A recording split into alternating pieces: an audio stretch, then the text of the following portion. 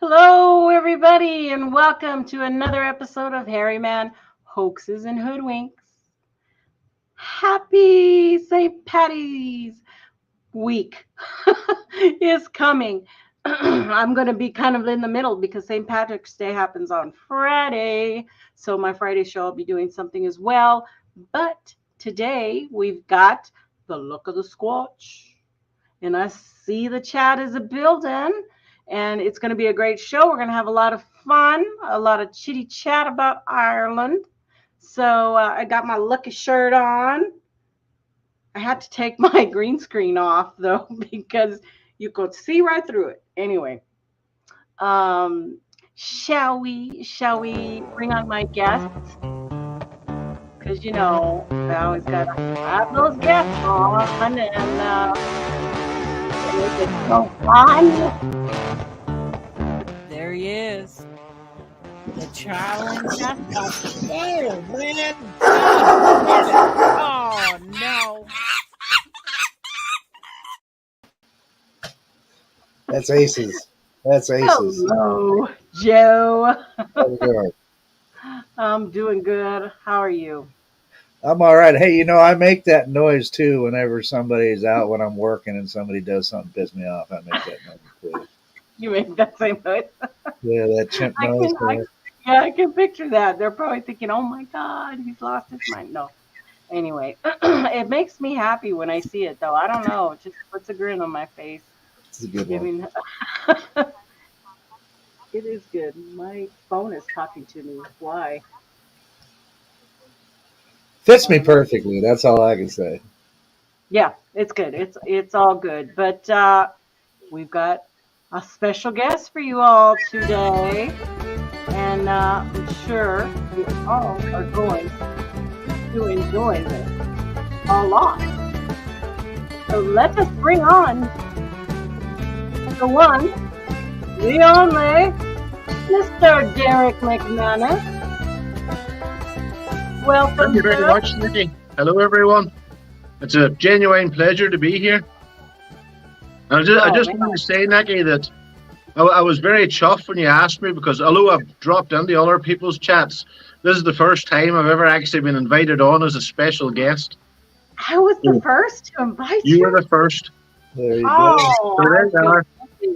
I feel privileged now. So I'm so happy to make it. You were the first person I thought of when I was going to build this show. Who better to have than Derek on to talk about the Irish Bigfoot, everything Irish. I got oodles and oodles of stuff about Ireland here in front of me. Half of it I can't really make out, but it's an interesting country. It's a small country, but it's very interesting. It's got a long history. Oh yeah, for sure. And I mean, even Joe and I were talking right before the show about, man, I wish we could go there. I would need a month at least so I could do the whole tour all the way around.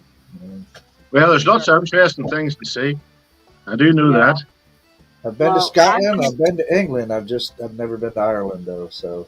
I would do every pub on the way. If you're doing every pub, you'll need more than a month. Yeah, I really would. I would love to do that. I haven't even the smallest village with a few houses will always have a pub. Yeah. And some of the smaller older villages, the pub will still actually be one half of it will be the actual pub, the drinking part, and the other part will be the greengrocers and the sort of the shop, sell your canned goods and your bread and your milk and stuff. Wow, all in one shopping. Yes, indeed. One-stop shop. One-stop shop. The traditional Irish pub. Completely appreciate you being here today. And it's my pleasure. Agreeing to stay up. What time is it over there? It's just past midnight. Just 8 minutes past 11 in the evening. Oh, okay. So good. That's not too late. We can. No, it's not Mog's level. It's not 2 a.m. Oh, geez. Yeah, for sure. But let's take a quick look at the chat because I don't think I could go all the way to the top. Honestly, you guys have been chat's flying. Just flying for sure. Uncle Bones, yes, green beer. I don't have a green beer with me today. Sorry, I do have my Diet 7-Up. But we've got Jen, Val, Uncle Bones, Trackway, Pine. There's Jeffro, Pine Island Research. B. Lynn. Did I say Sharon? I don't know. Sharon, Sasquatch Wizard. Good to see you. Good to see you. Paradox Fossils, Irish Whiskey. Yes. Give me a shot of Irish whiskey. And now I have a bottle of Irish whiskey out in the kitchen. I might have to pull that in later on. Might have to. Well, it is Sunday night. I don't know. You have to work tomorrow, right? What you got in your cup, Derek? Is that coffee? No, I don't drink coffee. I'm a tea drinker. Oh, okay. Well, silly me. I was going to say, you know what Irish whiskey goes good in? It goes good in coffee. I've heard that. Yeah. Wish John I had Ayers. some to put in this coffee. Mr. Lee's in the house. Jay Fritz, B. Lynn, Donald. Oh my gosh, you guys, welcome to the show. And I'm gonna scroll all the way back down so that I'm down at the. I see you eyes, see you popping in, I see you. So today's show, the Luck of the Squatch, is the title, and we're gonna try to talk about, is there Bigfoot in Ireland? Derek, is there Bigfoot in Ireland? As a biological creature, I don't think so. As some other sort of phenomenon, it's possible, but not as a biological creature. The sad story is that Ireland's just simply too small, and it's been populated by the same culture for literally thousands of years, and it's just, it's just so unlikely. It's unbelievable. If they did exist, the breeding population would be so small, that it couldn't sustain itself. Like I did pull out a few facts for you before I came on. There's the largest predator in Ireland at the minute is the badger, the humble badger. The largest land animal is the red deer, and that was an introduced animal. The last now this one's in some dispute. There's three figures for this, but the last wolf that was killed in Ireland, there's 3 years given for this. It's either 1692, 1712, or 1770. So that would sort of indicate to you the level of control that human beings has had over this environment. If you understand what I'm saying, that. Yeah, for sure. But there is a big history, as I found out as I was starting to. Oh my God, I got to turn off everything. People are texting me.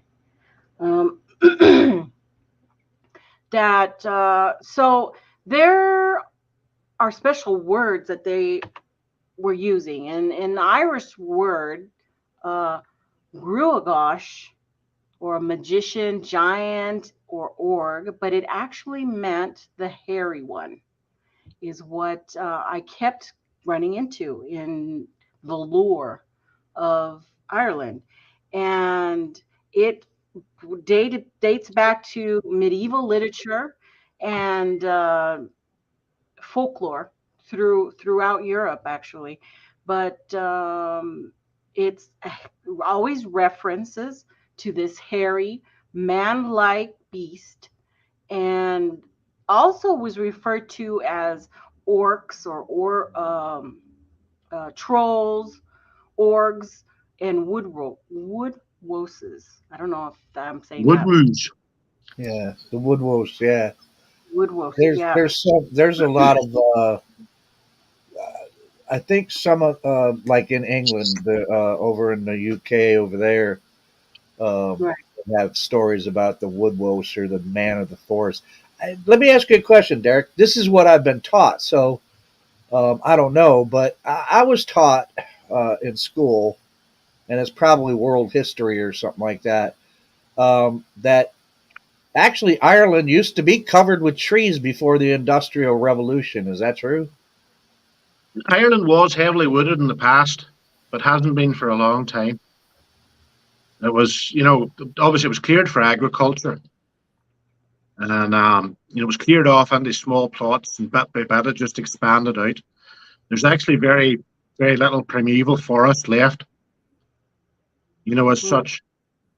A lot of the forestry nowadays is commercial forestry, which is planted on a 20 to 25-year cycle, and it's basically Scandinavian pine trees, and they plant them on the top of mountains. Like locally to me, I live in Limavady, in the Roe Valley, and there's a country park, as it's called, near me. It's only about a mile and a half away from me, but it was actually planted about 250 years ago by the local landlord. And he planted natural native trees along the length of a river for about 6 or 7 miles, and it's about a mile wide. But I mean, that's the closest to me area what I would call natural woodland. But even at that, it's not natural, it's recreated natural, if you know what I'm saying. Because this guy for a while, yeah, but brought there. Yeah. What does Grasshopper say? Ireland was attached to Britain and Europe 20-something thousand years ago. So that would. Yeah, I think it might have been a little bit longer than that. But yeah, the continental drift and stuff when the continents started moving, of course. But at one point, you were all just, because you had the big. That was a homogenous lump, yeah. What's that? They called Doggerland. They called the area that connected it Doggerland. Yeah, that was a passage across backwards and forwards. Yeah, I forgot who did that. Somebody did a really Kaylee. History with Kaylee. There's a woman that does a YouTube. She did a thing on Doggerland. Very interesting. So this Gruagach, also known as the Gruagach, the Gelt, they've also been known to be called the Puka, and sometimes even Tipperary ossuary wolfman. So, which all of them were described as a bipedal ape-like creature that lived in that area. But sightings were super rare in that area. But I found a sightings map that was done by a local gal. I believe this was from Deborah Hatswell, who is part of the BBR investigations, and she's a Bigfoot researcher there on the island. And she you can see here where it's listed all the way from the southern end to the northern end, and the red arrow is the area kind of like where Derek lives. You're pointing nearly exactly where I live, yeah. And near Derry, but I wanted the exact name because I didn't know which side to put the arrow. So I got that. Now that blue arrow is for another story that's coming a little bit in just a few moments. So when I go to that one, that's where it is at. Okay, when I tell you. So I tried to go and find the sighting reports for each one of these, and it was extremely hard because many of the links my IP would not go through, wouldn't allow anything. It was just gibberish that would pop up, or it would send me to another thing saying you need to download this and that to be able to read this. And so I couldn't do a lot of, I do have some, but I couldn't pull up a lot of those sighting reports because they're in some different. Well, to be fair, I did a bit of research myself online, and I found there was a lot of dead links. Yeah, dead links, exactly. You would get a headline, and then you would go to follow it, and it just went nowhere. Mm-hmm. And I was running into that. But one thing I did find was the Barbary ape skull from Navan Fort. How do you say that? Armagh? Armagh. That is where that blue was pointing to, that blue arrow. So this, let me get to that paperwork.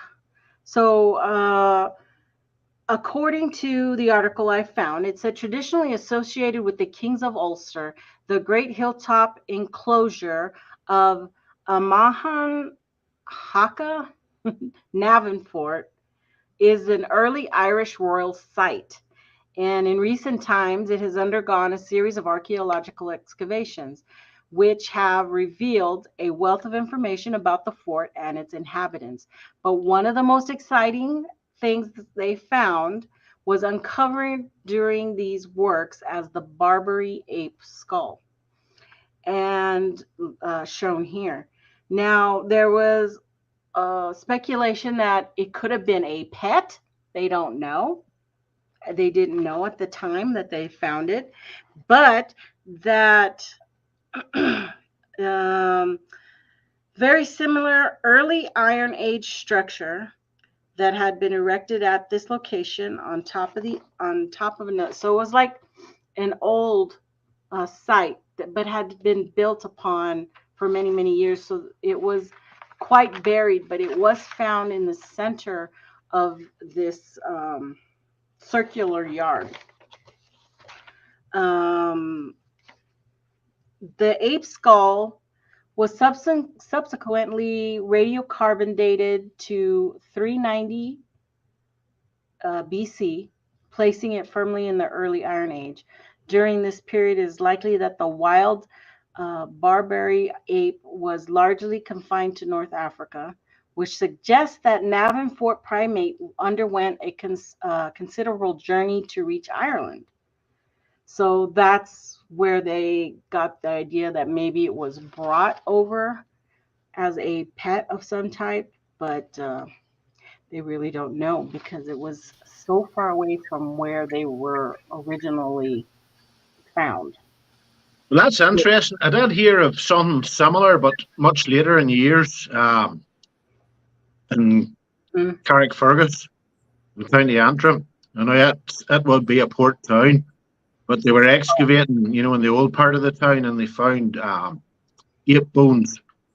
And they just assumed they were brought in as pets, in ships, trade. Yeah. So the anthropologist or whatever didn't identify the particular species of ape, because it looks a lot like a chimp skull. Yeah. Well, all it says here is a Barbary ape.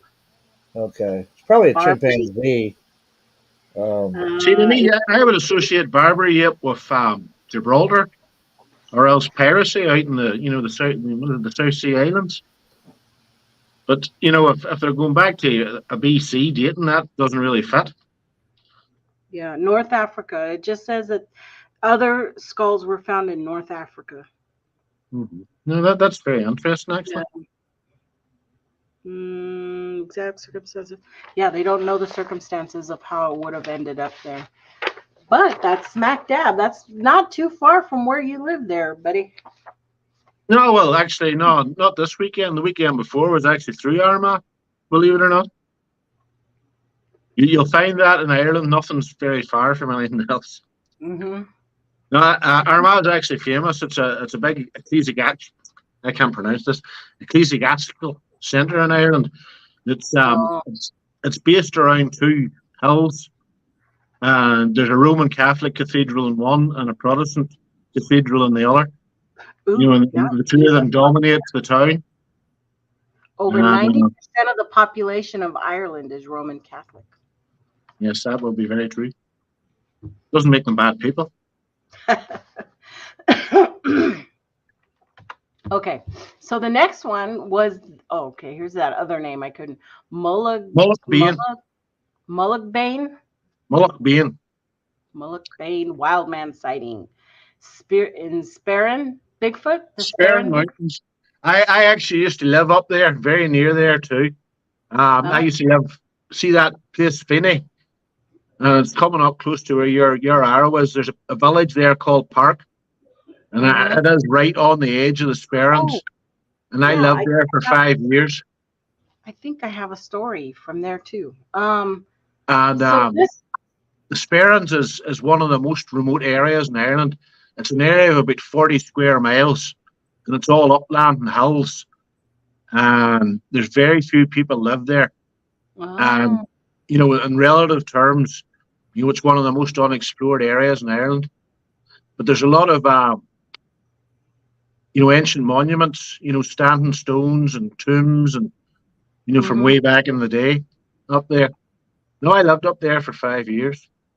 wow.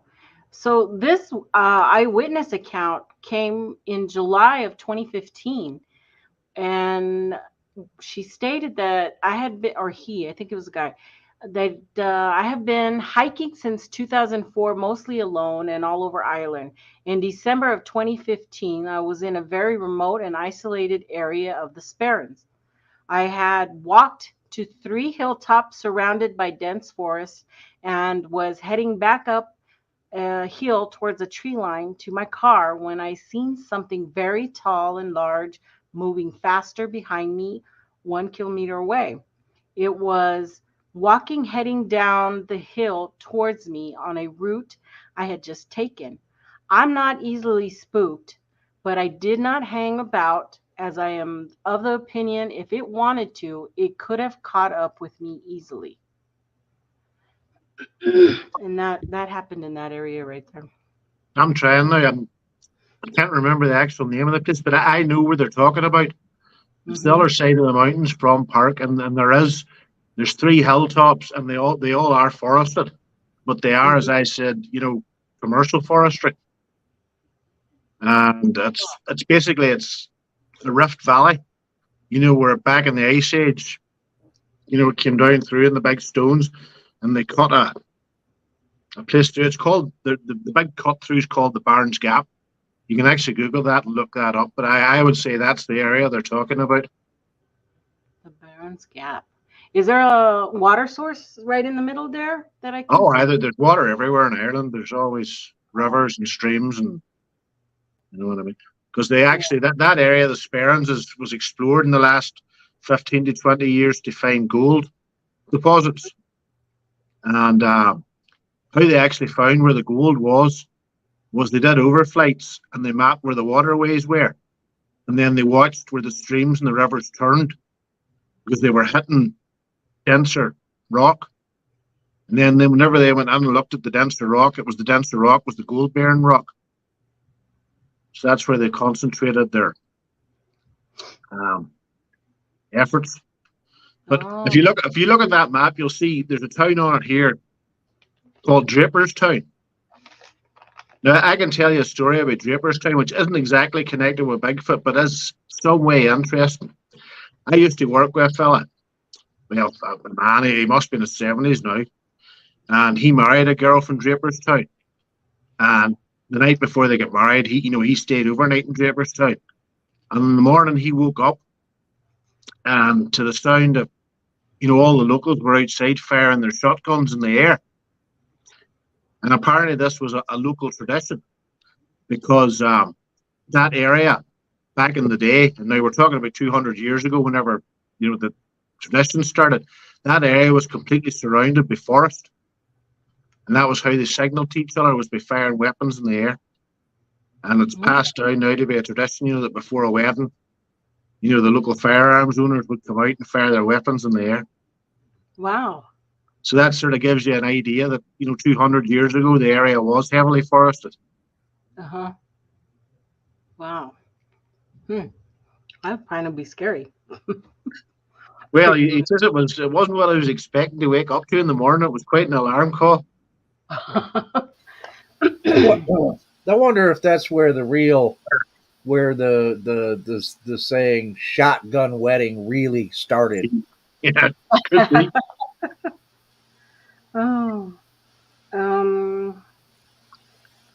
Okay, let me see. Do I do this one next? This was just another map showing the far east coast there of Ireland. And the way she had labeled this was, one of them actually says, man sees a 7-foot tall Bigfoot. just south of Lisburn. And then on the top, there's is it Slievenora Bigfoot, or forest? Oh, go and look at the other pad up to see it. Selnora or Slievenora? I don't know. Leave Nora. Leave Nora. Nora. Okay. And let's see. This one. In the spring of 1972, saw perhaps one of the Dublin's best rumors and most notorious pranks. It was the first, and I still found a hoax in the whole thing. It was the first year of construction of the Muirfield Golf Course, and the construction sites were a sea of mud. One stormy night, a shaken night watchman reported he had observed a 10-foot tall black hairy ape-like creature. The next morning, workers and some townspeople found numerous sets of 14-inch Sasquatch footprints leading in and out of the Muirfield area at Oshbaugh Road.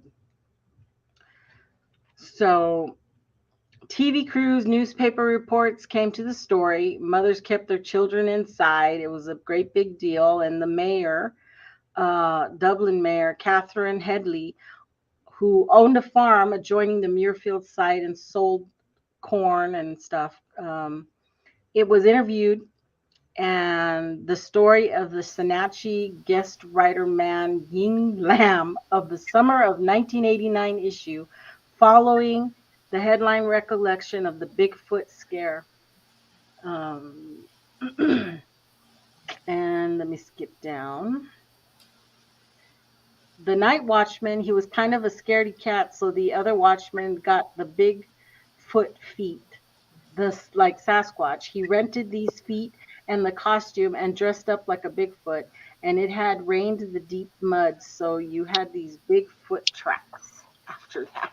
That's funny. 14 inches, huh? I was going to say 14 inches. That Bigfoot had little feet. Little feet, a little bit, yeah. Yeah, 10 foot tall and you're only 14-inch foot. That sounds a little odd. Well, according to the rest of the story, that guy traipsed around all over the golf course. Yeah. And after 4 or 5 years, it all died down. And one guy came in and he said, "Remember me, Mrs. Headley?" "No, not really." He says, "I'm Bigfoot." I was the one who did it. He just came out, with it. Like, Well, it wouldn't be like somebody over here to pull a prank like that, to be honest. I wouldn't be surprised. Well, I guess he had the whole area scared to death. I'm sure he was loving it. For quite a while, yeah. Here's another one. And I've actually seen this photo before, but it was said to have come from somewhere in the U.S. But as I was looking more into it, it's actually they're from Ireland. And it was a mother of one, Maxine Clawfield, who was walking her dog in the haunted woods of Slievenora in Northern Ireland when she said her pets used their sixth sense to spot the mysterious mystery beast. And I mean, to me, it just looks like a stump. It's just a stump out there. Yeah. But this particular story kept popping up over and over. I've seen that one before as well. The thing I'll say to that one is, if any of you ever watched Game of Thrones, the first episode of that, the start of that was filmed in a forest up near Lisburn, and it featured dire wolves. And then a few years after that, or for a few years after that, people were spotting dire wolves in that area. So it was just what was in the public consciousness at the time. Yeah. So for, I think maybe this lady had, like, I'll be honest with you, I don't want to poo-poo anybody's statement. I don't like to call anybody a liar. But sometimes people see something and, they make a misidentification, or, you know what I mean? Not really, yeah, what it all intended to be. Let me check the chat real quick. Okay, so let's do another. 4 Irish authors have won the Nobel Prize for Literature. Nice. There are no known snakes living in Ireland. There are not, yes. Wow, no snakes. St. Patrick chased them all out for us. Oh, the RMS Titanic was constructed in Belfast. Certainly was. So were 2 sister ships, the Olympic and the Britannic. Nice. I did not know that. We have a saying about the Titanic was built in Belfast by proud Ulstermen, but it was sunk by an Englishman. And the other irony about the Titanic, if you know the story, it hit the iceberg, but they turned, and the iceberg gouged along the side. The way the Titanic was constructed, they suspect if they'd hit the iceberg head on, the ship wouldn't have sunk. It would have been damaged, but it wouldn't have enough compartments opened to flood. It would have just been the front, right? Would have been damaged, but it wouldn't have sunk. And the other thing about the Titanic is the Titanic to thank for, the modern day safety, because obviously it was built without enough lifeboats to accommodate everyone, things like that. And then afterwards, it was all overhauled and rules and things were brought in to make sure that, to try and think that stuff like that couldn't happen again. I hope not. For sure. Let's go to the next. So this is a story of the Beast of Blessington. This is actually a video. So I'm going to bring that up. And I wonder if I should go ahead and play the audio. I'm going to play the audio with this. There, look. Where? Behind that tree there. Do you see it? There, look. Where? Moving. Where? Now, what was that?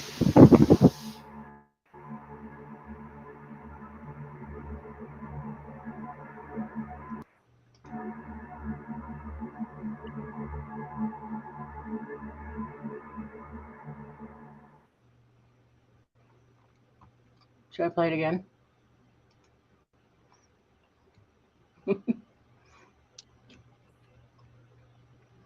It seemed kind of small. That is a guy in a costume. I can It's just somebody playing a joke. Or doing a video for YouTube for levels. So that took place like 10 years ago in Blessington Lake, Wicklow, Ireland. But yeah, it looks like a suit to me. I'll play it one more time, just in case somebody looked away. There, look. Where? Behind that tree there. Do you see it? There, look. Where? Moving. Where? Now, what was that?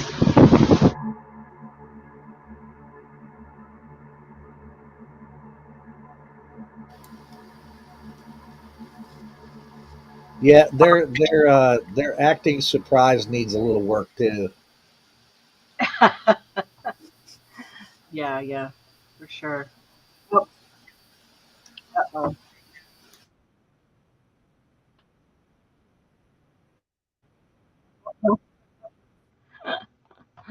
That's the next story. Okay. So I thought that was interesting, but yeah, it seemed completely staged to me. The whole reaction and the whole moving around. It reminds me of that video that's out that came out a couple weeks ago of a guy saying, "There's a Bigfoot," and then he zooms in, and then you see the angle from his wife's camera, and he's going, "I think it's a Bigfoot."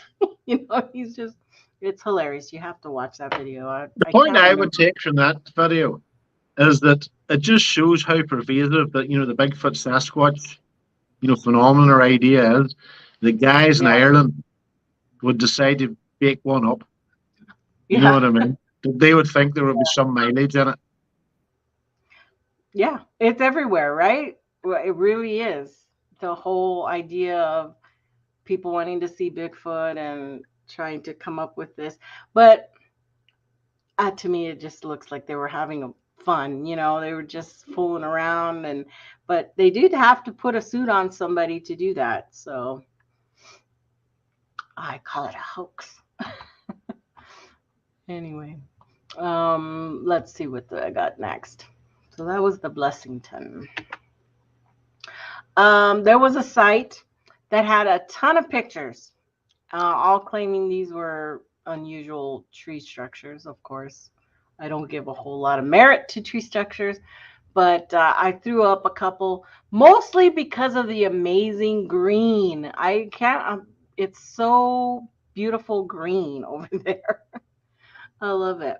So That's because it rains all the time. kind of like the Pacific Northwest too. Very Exactly. green, like that. Very ferny. A lot of ferns. I noticed the last time. Well, it's been years since I've been there, but I can still remember. So that was okay. That was a Blessington. That was 10 years ago. Do the next one. So as I was researching, I came across a link that was to an article about this old newspaper article in regards to the Irish wild man.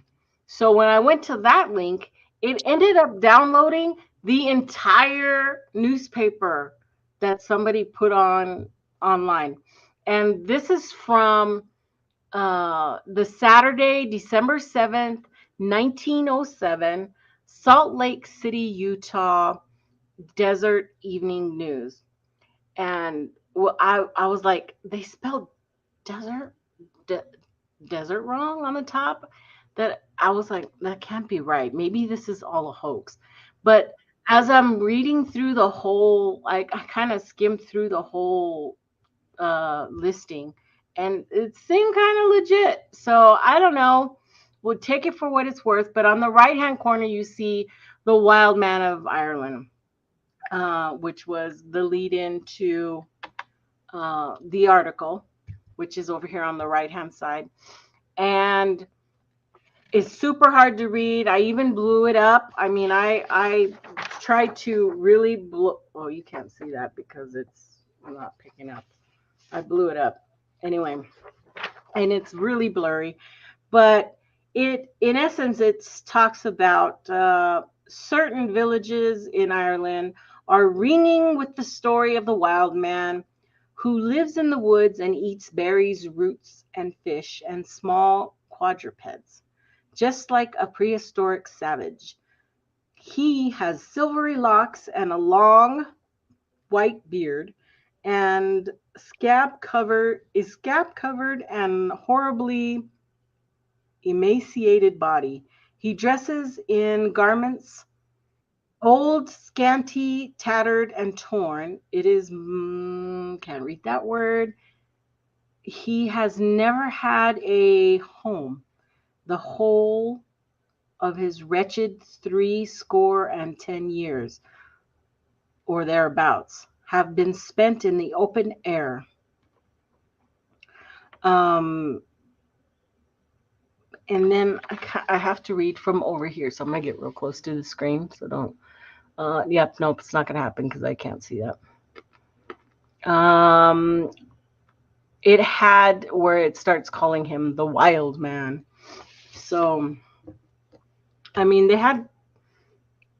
were talking about it all over the place. If this is real, which I think it is, only because of it had some really awesome ads for shoes, like ladies' shoes, leather shoes for $3, and full, furniture for $20 and stuff like that. Stuff that would be today considered antique. But if anybody wants that, I don't know if I saved it actually, but I can find it for you again. But it was kind of cool. Let me take a look. And here is the search for Bigfoot, Dublin monster, expands as a similar footprint found in Phoenix Park. So in this whole article, what happened? Did I lean on something? Oh, I'm here. It says photos of a large footprints and emerged from Phoenix Park, possibly from the Bigfoot Dublin monster. A concerned citizen sent these shocking photos to Dublin Live in response to the Bigfoot footprints seen in Palmerstown. Yeah, the images show deep, dark imprints on the grass with marks similar to claws in the mud. The pics were taken January 20th.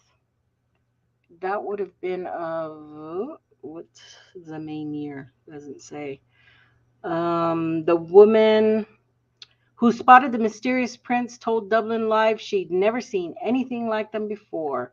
We were walking to the Pape's Cross, and on the return back to the car, we noticed a very large, strange animal print. At first, we thought it was a joke, but as we continued to walk further on, there were footprints for about a quarter of a mile. We thought it was a joke. Let's see. Did I attach to these photos? Let me see. Yeah, I did. So there's other photos that were attached to that article. It was, I guess, the trail that they were walking on, and you can see kind of little imprints walking away. I just want to point out to anybody that doesn't understand what Phoenix Park is. The Phoenix Park is big. I think it's something like 40 acres, and it supports a herd of deer. Mm-hmm. It has a race course, Dublin zoos in it, but it is literally in the centre of Dublin, the largest urban area in Ireland. Oh, wow. Okay. Literally in the centre. The Irish president's official residence is also in Phoenix Park. So the chances of a Bigfoot creature existing in the middle of Dublin. And I was in Dublin yesterday. Trust me, it ain't happening. That's somebody playing fun. And that cement there, according to them, the Bigfoot organization doubts that one is in Phoenix Park. Clearly, kids mucking around, and maybe you have a T-Rex, because there's like somebody, they were blaming Bigfoot for messing up the T-Rex. I was gonna ask. I was gonna ask if that was cement, because I was like, it looks like somebody just poured some cement there, and somebody came around and messed it up on them. Phoenix Park is lovely to visit, especially in the summer. And go to the zoo, and people lies out in sun blades, and you can sit and watch the deer and take a lovely walk and all. But it's literally in the middle of the biggest city in Ireland. And there's a footprint, according to the Irish Bigfoot Research Organization. Yes, they do have one. That is a Bigfoot print there. So this is also in the park, I guess. Well, somebody certainly had a dog with them, because I can see a dog print in there. A couple of them. Funny. I don't know. That's pretty melted out to be able to tell that it's anything, really. Yeah, it looks like three print. It looks like dog, another smaller person, another boot print down at the bottom. Yeah. Or like galoshes, they don't have a whole lot of tread. I just want to respond there to Pine Island Research, Jeff. I just Googled the size of it. Phoenix Park is 1,750 acres in size. First opened to the public in 1747 as a place of enjoyment for the citizens of Dublin. It's perimeter wall enclosed, grassland, tree line. Huh. I would say I was just going off the top of my head there, so that's fairly large, but I still don't think they have Bigfoot walking around in the middle of the city. Yeah, that's pretty good size, but I believe you when you say probably can't support something that big. I mean, eating wise anyway. Let's see. I'm going to do another fact, Irish fact. Some Irish people believe that only St. Patrick will judge them on Judgment Day, while Christ will judge the people from the rest of the world. I like that one. All right. What else do I got? The last known witch to live in Ireland is Dame Alice Keitler, and she was born in Kilkenny in 1280. There are more cell phones in the country of Ireland than there are people. I don't know. Now, hang on. Wait a minute. How can there be more cell phones than there are people? That everybody got multiple phones? That would be all the criminals and drug dealers, etc., with a burner. Oh, right. The burner phones, right.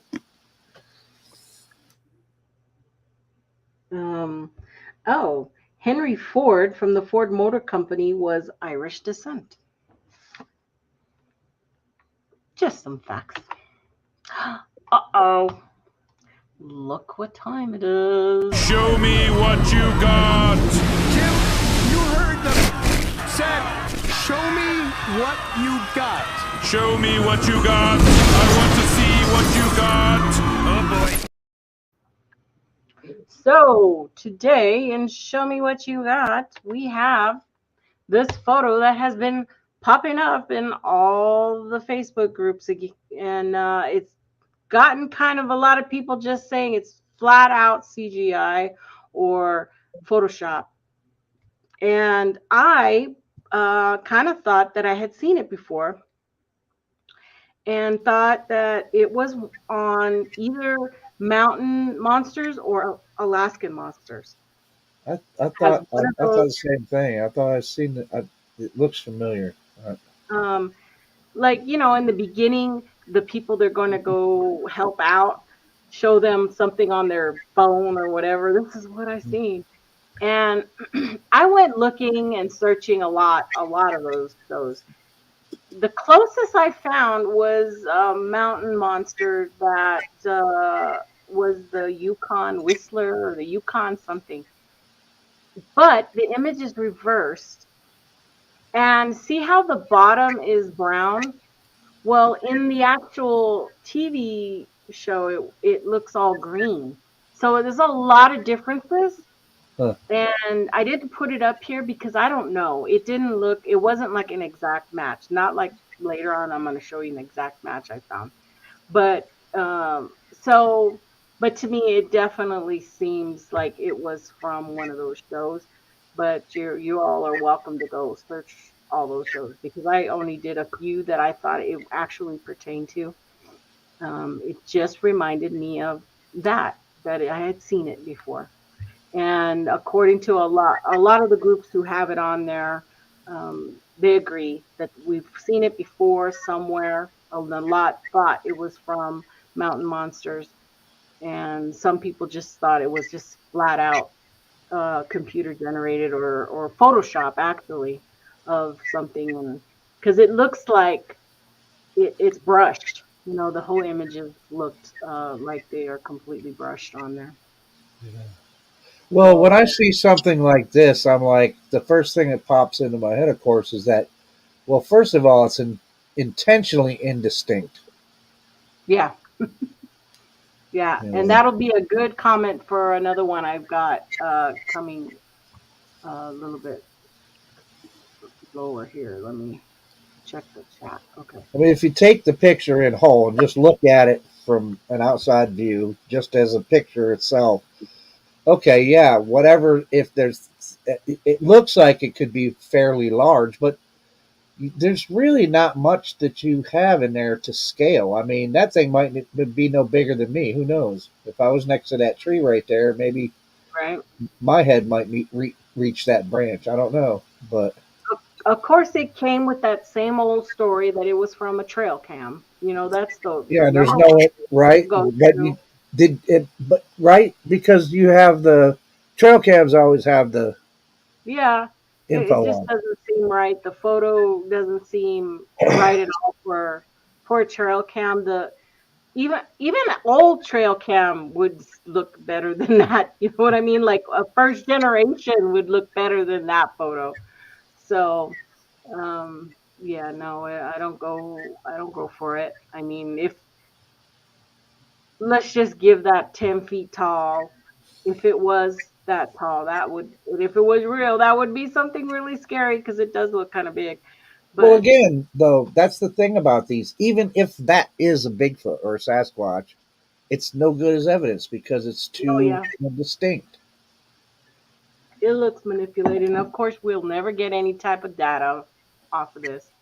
You know, it's probably been passed around for years. How do we know? Um, gets passed around and put different stories onto it over and over and over. So I'm sure this will come back again. But for now, I think I have seen it. I think I saw it on a TV show. So maybe somewhere down the line, somebody will be watching old episode and this will pop up and we can get a definitive answer. But um, I think I thought it was Alaska monster, but Could be. I I've don't know. only watched a few of those episodes. I Mm, actually, when Mountain Monsters was out, I watched quite a few of those episodes because I mhm. just smoked some and then just laughed my ass off at the whole show. Yeah, it was I've funny. seen a couple of them episodes of Mountain Monsters, and I'm surprised none of them guys shot each other, to be honest. For sure. Yes, yeah, yeah, for sure.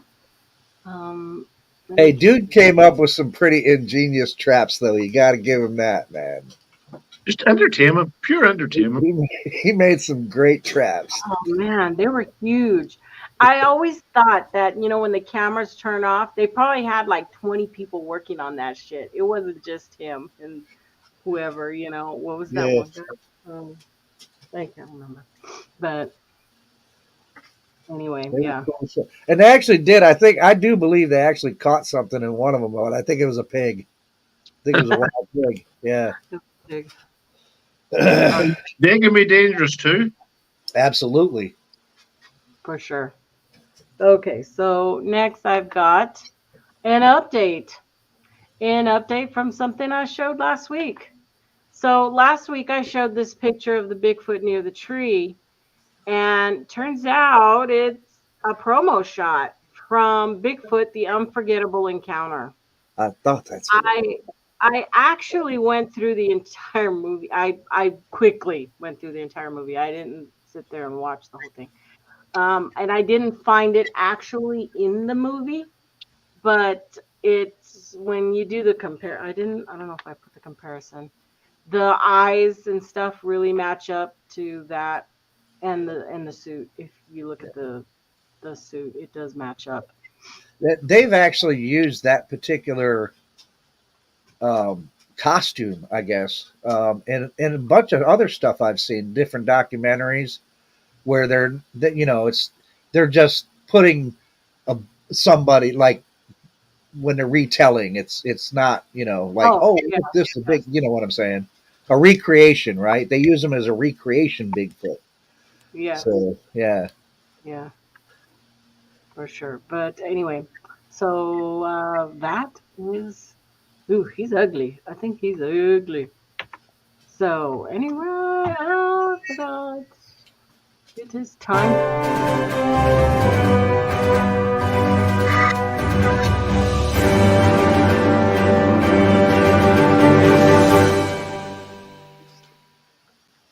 So we're going through this part really fast because I want to go back to Ireland stuff.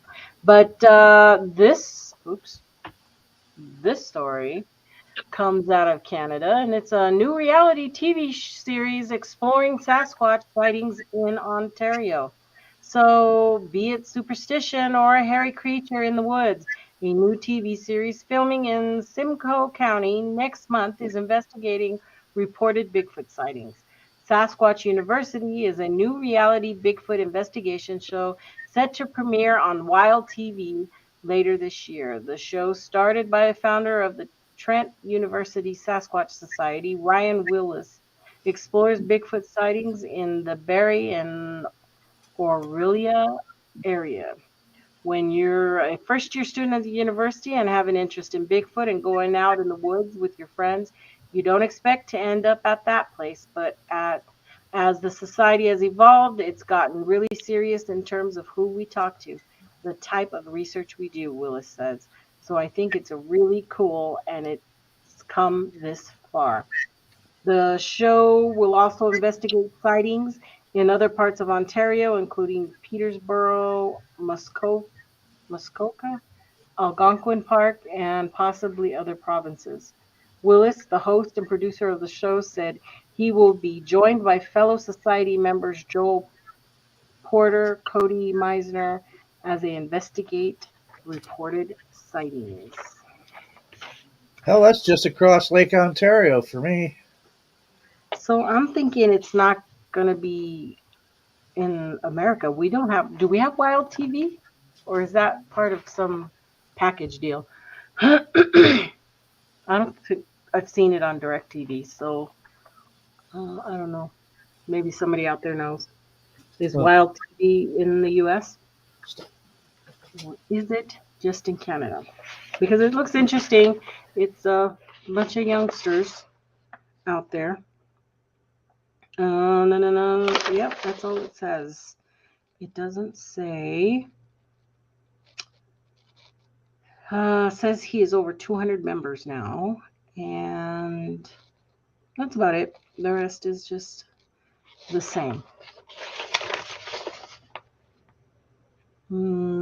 Yep, it doesn't say what it's associated with other than it's on Wild TV, and it's a series, and it's coming out in April.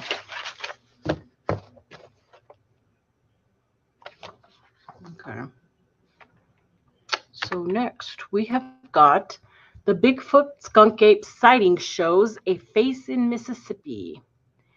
This is an interesting find because I also saw somebody else found this article.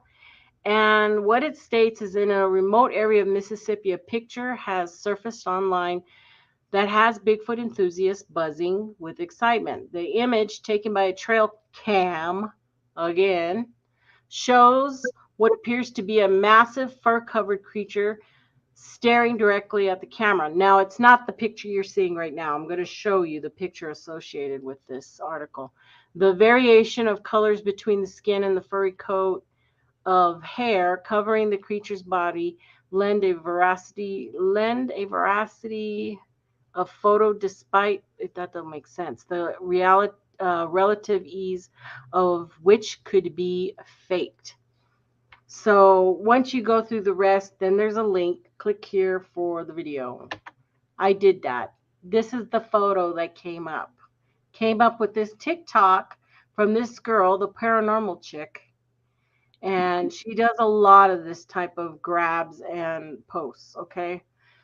And she has this photo here and says it's a video. Now hers is not a video. What it is she puts it in there and then it kind of moves that one photo around. It's not really motion.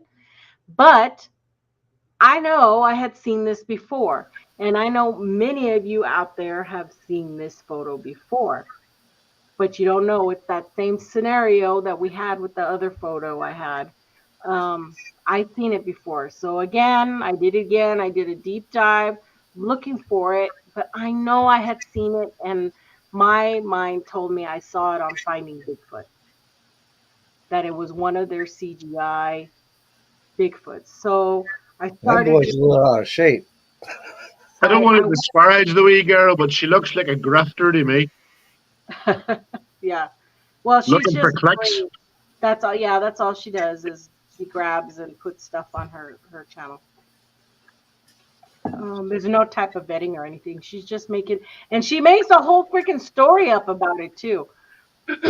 But anyway, I did my dive. I started taking photos or screenshots of all the CGI Bigfoots in Finding Bigfoot, trying to find a match. And finally, I found it. Yeah. I found it. It is a Finding Bigfoot. You can see it here all the way on the right is the Finding Bigfoot. But it was also used as a thumbnail in Chasing Bigfoot, The Quest for Truth. That was on the Sci-Fi Channel, I guess, for Bigfoot weekend.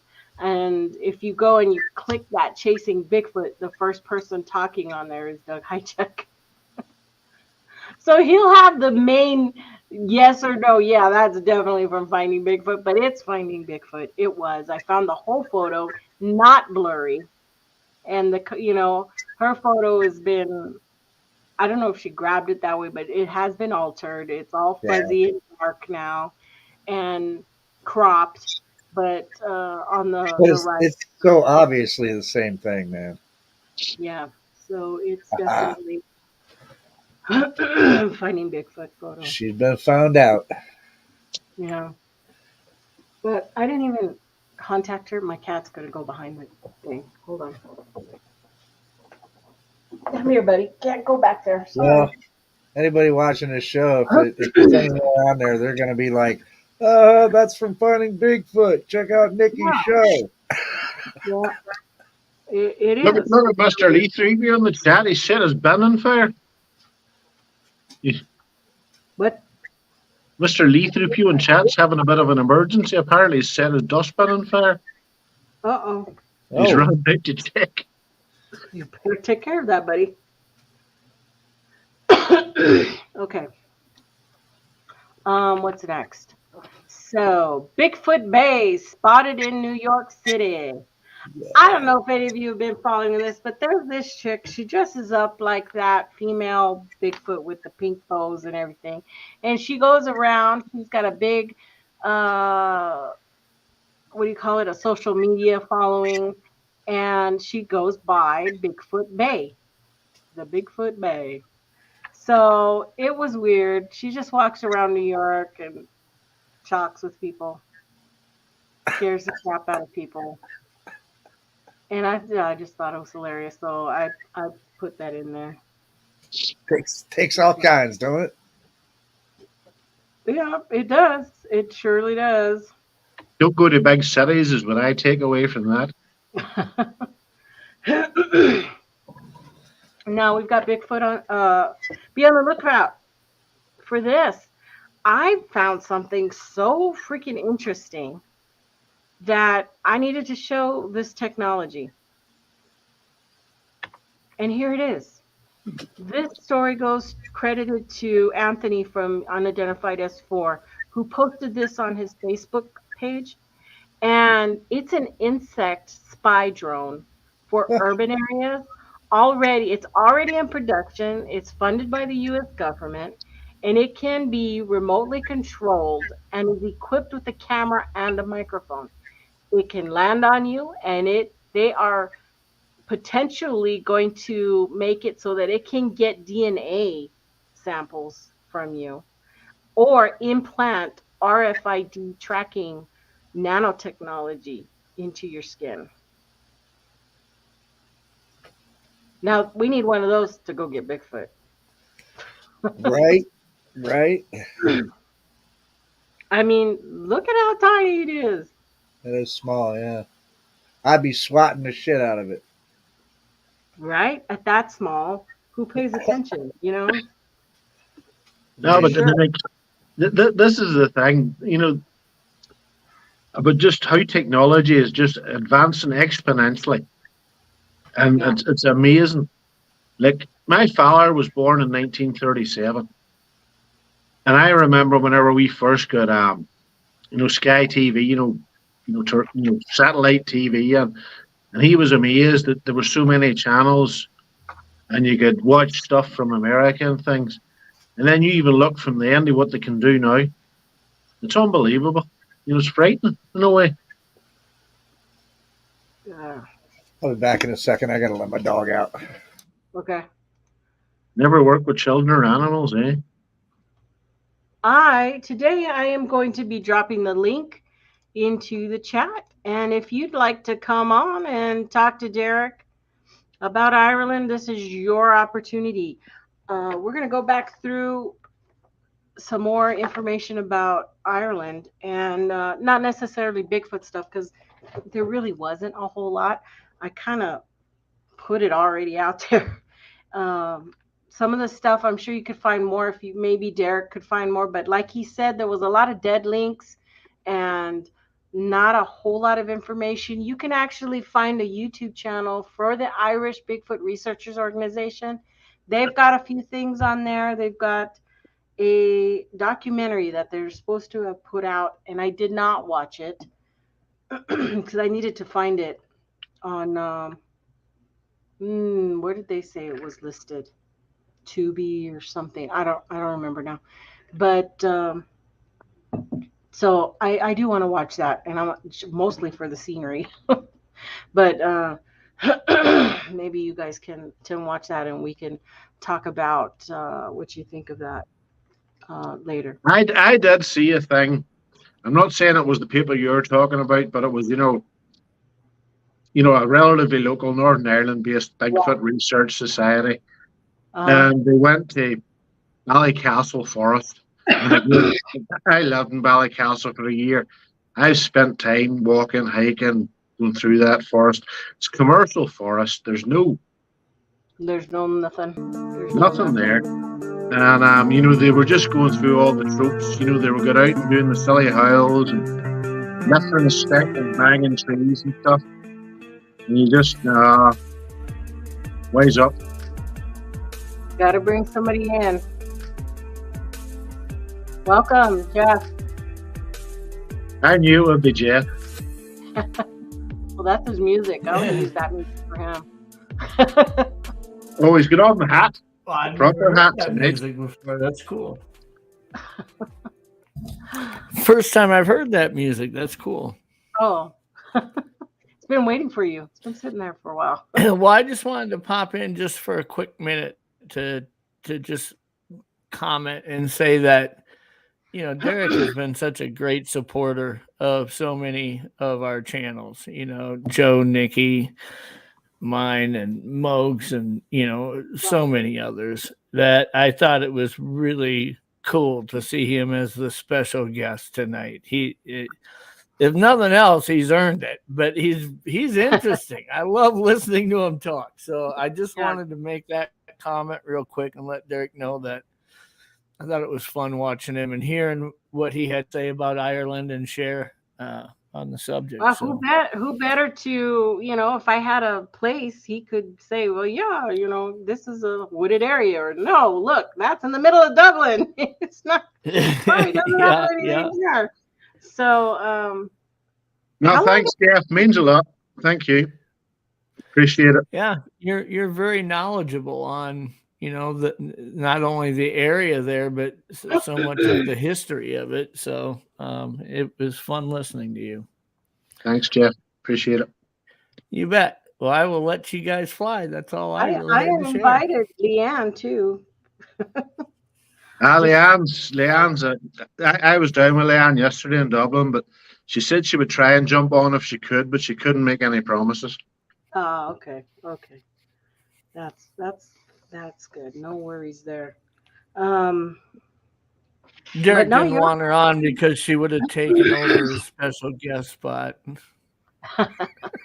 Leanne can have her own special guest spot on down the line. Yeah, we'll have to have her back as her own special guest, right?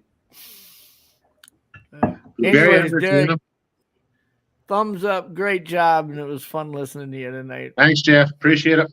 Thank you. That's good. Yeah, so if anybody else wants to jump on and say hi to Derek, you are more than welcome to hit that link, and I'll put it again just in case B-Lynn wants to drop in. You can do that. Hint, hint. Anyway, I want to know, how long does it take to drive, say, from where you're at up north all the way down to, let's say, Cork, which is the far south end? No, I didn't take the driving times, but I did take the distances. In Ireland, you work in miles. Yeah, in America, you understand miles. Yeah. Excuse me. Ireland from north to south is 302 miles long. and it's 171 miles wide from east to west. And it's about the size of Indiana. That gives the Americans something to relate to. Now, latest, not quite the latest figures, but I looked up the population, and we're talking just under 7 million people inhabiting the island at this point in time. It's 11% given over to forestry, and 68% of the land's given over to agriculture. Somebody coming in. Yep, we got somebody coming in. He's putting his headphones on. Hold on. Welcome, Jojo. Can you hear me? Can you hear me? Oh, nope, we can't hear you. You're muted. Yeah, I can hear you now. Oh, okay. You hear me now? Yeah, we hear you. I got somebody else back. Miss B. Lynn. Yay! B's here. Good Hello. show, Nikki. Good show. Hey, Nikki. Hey, how are you? I'm okay. I heard what you said. I just caught it because I was in chat for a bit. Had to go out to the kitchen. We had someone stop by, one of my kids' friends, and just walked back in, got back on here, and I was like, "Oh, Nikki's saying something." Okay. So, hi everybody. I'm calling B. I was gonna send out the bat signal for B. I put it. I put the notification alarm. I double checked to make sure I would get a message as soon as you went on. Yeah. Well, great. Thank you. I appreciate it. I've always wanted to have you on here and chit chat with me and my guests. And you know what, Nikki, I will be doing that. Right now, it's just like I just got done cleaning and stuff, and I don't want to scare people, so I'm not going to put the camera on right now. Oh, no That worries. was me this morning. I did all the housework. And put it, I guess, I didn't have to put the heat on. I was working that hard. Wow. By the time you get out, do all the, mop the floors and hoover and wash the dishes and put on the washing, the sweat's beating off you. Oh my. Yeah. My daughter, Nikki, is going to let me use her headphones, real microphone, and help me my laptop I finally got working again. So when you I sound great from wherever are you just on your laptop right now? I'm on a cell phone. Cell phone. Okay. Yeah. But I like to be able to get on, with the picture and things like that and video. So that'd be great. So want to say hi to everybody. Jeff jumped off before I could get back on here, and just want to say hey to Derek and of course Joe and Jojo. How are you doing? Hi, how are you? I'm good. This is a fun show. I'm glad to be here. Yeah, it's a great show. It always is. Derek, I really love hearing your stories. Oh, I have lots of stories. I love Ireland. I've never been able to visit there, but I want to. I love just from what I've seen, No, it's a nice country. It's starting to change now. It's getting more cosmopolitan. And you can argue the toss and that. I'm not going to get into that here, but it is a beautiful country. A thing struck me. I can't remember whose chat I was on, but we were talking about Ireland, and they were the same. They said they'd never been to Ireland, but they'd flew over it and they looked down, and obviously it was a person from the States, and they couldn't believe how solidly green it was. All they could see was green and blue. Blue obviously for the water. Right. But it genuinely is like that. Oh, it's beautiful. It's beautiful. I mean, I live here in Texas, and most of the time it's brown. Yeah, pretty brown. It's pretty brown over here. I love the green. It's beautiful. No, it definitely is. But I remember talking with a fellow one time in Frank Owens' bar down the town, and that's what he was saying, that if you live here, you don't just understand just how beautiful the country around you is until you actually stop and think about it. You know? Mm-hmm. The thing, what I like to point out to people is if you've ever seen Game of Thrones, they filmed the vast majority of Game of Thrones in Ireland. And the reason they came to Ireland was they could film nearly every scene they wanted within 75 miles of Belfast. They had rolling hills, they had valleys, they had nice beaches that they faked up for deserts, they had cliffs, they had seascapes, they had the whole bit. Mm-hmm. You know what I mean? And then Right. they took over a massive quarry outside Larne, a deserted quarry, and anything else they needed, they just built it there. You know what I mean? But that's, it just tells you. It's a bit like Canada. It's the same thing where the Canadian film industry took off. It's the same idea with an X amount of miles at Toronto or whatever it was. They could fake nearly anywhere in the world. Right. And it just so happened that you can do that same here. Mm-hmm. They filmed a good chunk of Braveheart in Ireland too. They did. The Vikings show as well. And a whole lot of, they've started doing more sort of gritty city dramas and things. Because I was up in Belfast one day and I was amazed. They were driving down through the Titanic quarter, and that's where Harlan Walsh shipyard used to be, but they've took that away and it's been repurposed, and the film studios and all are down there now. And there was American police cars and American ambulances and American cars parked everywhere. And you could see the guys going about. They were taking down our road signs and putting up American road signs, getting ready to film. Whatever movie it was or TV series they were filming. Yeah. There's actually a bit too, if you watch the one, oh God, now I'm not going to be able to remember, about the bikers, Sons of Anarchy. And they come to Ireland. Really? Aye, there's a bit in that. Now it's mucked up because they go the opposite way, but they do show off a lot of the scenery and stuff. Uh-huh. Yeah. But, yeah, well, I love it. I also love the culture, I love the kind of stories that come from Ireland. I love, movies, things like that. I really like the Irish people. They're a nation of storytellers. We really are.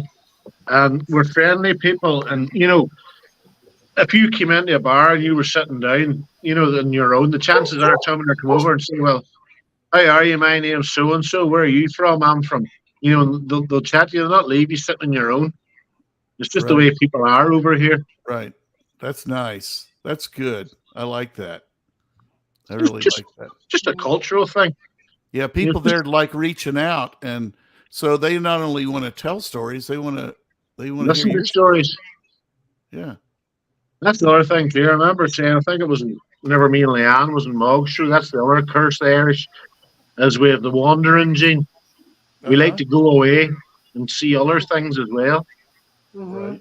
And if you know what I mean, we like to travel. As you all know, especially America, nearly everybody has some sort of connection to Ireland one way or the other. Mm-hmm. It's just... I want to go now. Yeah, Derek, my grandfather on my mother's side was Irish. Oh, sorry, I was trying to jump in. I was going to say something to Derek, but also what Joe just said. It seems like a fact, if I have this correct, 1 in 4 Americans are have some kind of Irish relatives, ancestors, something. 1 in 4. I thought that was interesting. Yeah. I got a cute one for Derek. If you don't mind me asking or whatever, do you have like a lot of like in your family, friends, circle, a lot of redheaded, blue-eyed, people around you? Is red hair very common there? It is fairly common. I don't have it. Well, no, my maternal grandmother was a redhead. And for years, the living joke was, like, obviously I'm bald now, whenever I was younger, I had one single red hair at the very top of my head. Obviously, that's where I got it from. I'm afraid all my daughters are brunettes. But no, it's definitely noticeable. Did you get the red hair, green eyes? So over here, I'm sorry. I'll just throw this there. For years, my late husband, he looked so darn Irish. I think his mother was pretty much Irish. You know, with the red hair, fair skin, blue eyes, the whole bit. And, you know, so my background, my mom joke was Heinz 57. So I think we're kind of like a bit of English, Swedish, European, something, Irish, probably a little mix of everything. I'll take a DNA test someday to find out. But we were shocked to find when I have 4 children, and my youngest son, he's almost 6'5", red hair, blue eyes, the whole bit. Turns out, and then 2 daughters, one solid red hair, blue eyes, etc. The other daughter was the brunette that has the redheaded, like the gene and stuff, like I do. So I was born with red hair. She was born with red hair. So we have red hair everywhere. If I had a baby that didn't have red hair, I said I was sending it back. But we have lots of redheaded kids. Send it back, yeah. But it turns out that my husband was actually adopted by a stepdad. So he is mostly Scottish. So the Scottish and Irish. I mean, like I said, yeah, it's the Celtic connection. Mm-hmm. Yeah. Well, you know, the running joke. Point. Now, again, this is off the top of my head, but the narrowest point between Scotland and Ireland is either 14 or 16 miles. You know, you can literally see with the naked eye. And as I say, Wander and Jane, there's no doubt they were standing looking and thinking, right, what's over there? How am I going to get over there and see what's there? You know what I mean? Mm-hmm. But that was just so. I just had to ask you about that, because it's one thing to like look up, you know, and find out facts and everything, but we always wanted to go to Ireland. In fact, I still do. Hopefully, we can travel sometime. Beautiful, beautiful. I mean, we've known people who've been there and all, and exactly what you're saying. So much green. It's so beautiful. You're very fortunate to be there. I can't wait to get over there. You know, but it took me about a time in my life to realize just how fortunate I was. What did they say? Foreign travel narrows the mind wonderfully. Mm-hmm. You know, it's sometimes you have to, you know, travel to realize what you've left behind. I'm just trying here to Google the distance between Ireland and Scotland. 12 miles. Shortest point between Scotland and the Northampton coast is just 12 miles apart. And the migration of people between the two countries have gone on for centuries. So, I mean, you think about 12 miles. I'm sure in America there's people who drive 12 miles to go to McDonald's. Yeah. Yep. Well, I'm sure you've heard the old joke there, Derek, that the Scottish were just the Irish that knew how to swim. The Scottish would show an Irishman how to drink. Boy, I'll tell you, man, when I was over there, man, had a blast, though. I had a good fun. Don't get me wrong, I enjoy Scotland, but by God, they can drink. They must all have hollow legs.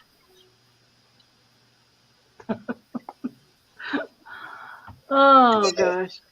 Yeah, Nikki and I were talking. That's what I told Nikki earlier was I'm a mutt, man. I mean, my DNA, I did one of those DNA tests, and pretty much, yeah, I'm like, there's DNA. I have DNA, Celtic, Gaelic, Celtic, Germanic, Scandinavian. I mean, yeah, European in there.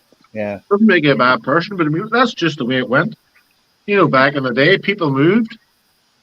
And then for the historical reasons, it just happened that they moved to, you know, there was a stage when there was a mass migration to America. And then obviously they mixed again in America. And then, you know, you're going to get people just literally from everywhere. Yeah. Derek, have you heard of the singer Richard Thompson? I have not, but I shall Google him just in case. I thought he was Irish, but turns out he's English. But he has this great song called let's see if I can get it. 1952 Vincent Black Lightning, and it's kind of an Irish story song. You know, it's in that vein. It's a great song, and there's a line in there. He says something like, a girl with red hair and black leather is his favorite color scheme. Well, doesn't make him a bad person, so I'm going to say to that. It's a great song. If you all get a chance, look that up. That's a 1952 Vincent Black Lightning. It's a great song. You'll think it's Irish, but I know. I just Googled him and seen the picture. All they did do was see the picture. They knew the kind of music he was making, if you know what I mean. Uh-huh. You know where he was coming from. Uh-huh. Yeah. He's pretty good. If you want an interesting perspective from another Irishman, there's a guy on YouTube. Now, he claims that he's a genuine pagan, genuine Irish pagan. He's called Thomas Sheridan. Now, some of the stuff he puts out there is a bit interesting, shall we say, but he lives down in Sligo, which is less than 100 miles from here, but he's worth a listen. He's very entertaining, if nothing else. Okay, what was the name again? Thomas Sheridan. Thomas Sheridan. Mm-hmm. Okay, thank you. I'll check him out. He'll give you an interesting perspective in Ireland. Put it like that. Mm-hmm. He does his videos from his car. He'll drive out somewhere and he'll be sitting up some country lane, and there'll be a stone built, a dry stone wall on one side and trees behind him. And he usually starts the video by saying, it's a beautiful wet morning on the northwest coast of Ireland or whatever. Uh-huh. And then he'll launch into whatever his topic is for the day. Uh-huh. But no, he's entertaining. Okay, I think I found him. Thomas Sheridan here. It's in Collinstown, Ireland. I don't know about that. From that, but is on here. He's a lecturer, but it sounds like I got the right one on YouTube. I'm not sure. He has a wee bird in a yellow background as his logo, but I'm sure there's other Thomas Sheridans about. It's a common enough name. Uh-huh. But no, that's an aside. I'm not even pushing his channel. I just thought it would be. It's an interesting alternative take in Ireland because he comes from the pagan background. Mm-hmm. You know what I mean? So I think he talks about all the old monuments and stone circles and different things that were done back in the day. Uh-huh. Okay. Derek, I just have one more question. Have you been able to tour or the Irish castles and such? Do you have any nearby, or have you ever been able to take a tour? Carrickfergus Castle is about 15 miles away from me. That was used in Game of Thrones. It's an interesting castle. It was it's famous for there was a mighty storm back in the day, and sort of the whole kitchen area fell into the sea. It's built right in the coast, and it has caves underneath it. So the caves underneath are actually connected to the castle. So you were able to actually sail a boat underneath the castle, and then they cut out stairs and all so you could climb up. Carrickfergus Castle. Well, there's different eras of castles in Ireland. Every couple of 100 years, the style or whatever changed. So you have Norman castles and older castles and one thing or another. Carrickfergus Castle, I think, is probably the best preserved castle in Ireland. That's well worth a visit.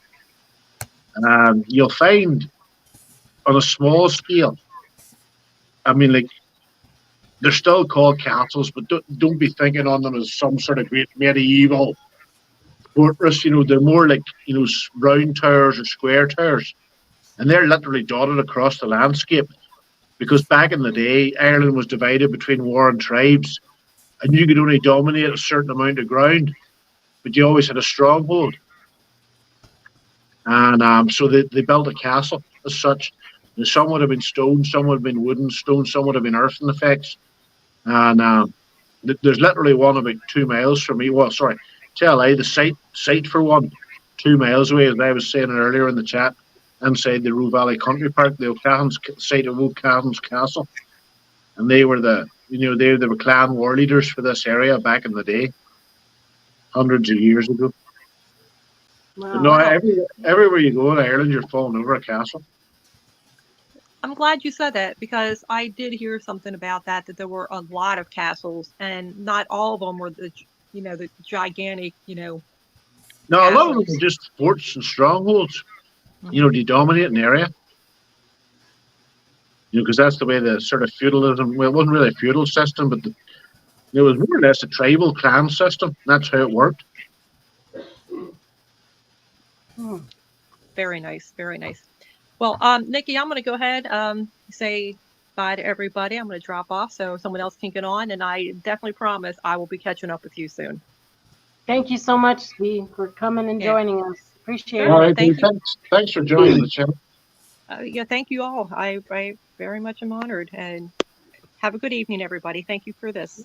Bye, B. Okay. Bye. See you later. Bye now. So I did pull up some Irish trivia questions. Shall we put Derek on the spot? And see if let's do Derek will know any of these questions or answers. So the first one is, go west. Where would you find the most westerly point on the island of Ireland? Do you know what the most westerly point is? Oh, it's down the bottom end, past Cork. I can't remember the name of it off the top of my head. Sorry. According to this, it says that the most westerly point on the mainland is Garon Point, County Kerry. Yeah, we'll be doing that one. On the Dingle Peninsula? Aye. Dingle, that's kind of funny. How about this? In which Irish city, sitting on the River Liffey, can tourists visit the Book of Kells? That's easy. That's Dublin. Yep. Book of Kells is in the grounds at Trinity College.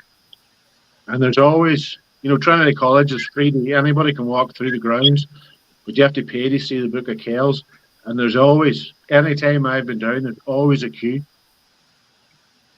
The Book of Kells is a vellum manuscript of the 4 Gospels written around 800 AD and is housed in an old library in the Trinity College, and 2 volumes are on display. Wow. Also, have you ever kissed the Blarney Stone? I don't remember it, but apparently my mother and father took me down whenever I was very young, and I did see a photographic evidence that it was there. Yes, I thought you didn't remember. I was very small at the time. Oh, okay. Because they say that according to legend, anyone who kisses the Blarney Stone is given the gift of gab. Molly did. Molly's been to Ireland, and she did the Blarney Stone, and yeah, you can tell. I've seen video of it. It's actually quite hectic. They put you down on your back, and you hold on to a rail, and the guy has his hands on your shoulders, and you bend over. Because it's at the top of the castle, and it's a protruding stone, and it's fairly high up. So it's not just the, it's a slight challenge, shall we say?